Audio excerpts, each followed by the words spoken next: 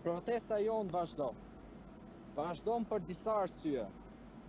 E para, sepse tashmë pushteti që drejton Edi Rama është kokullur përballë qytetarëve.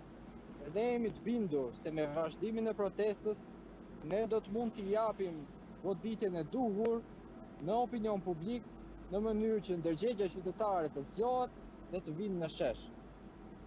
Nëse mbani mend, kryeministri Rama pas zgjedhjeve të 11 majit doli me një arrogancë shumë të madhe përballë shqiptarëve dhe me 83 mandatet e manipuluara filloi një aksion duke prishur pronën e qytetarëve.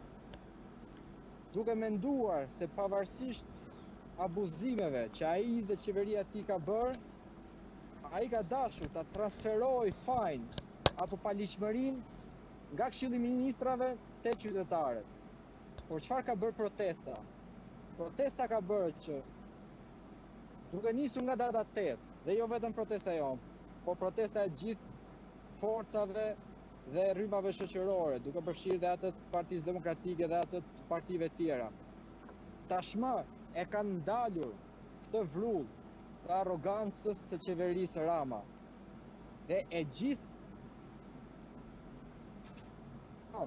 gjithë ky agresivitet është drejtuar drejt protestës. Kjo na ka bërë të kuptojmë se ne po bëjmë gjën e duhur e si pasojë do vazhdojmë derisa hajduti fundit të largohet nga qeveria.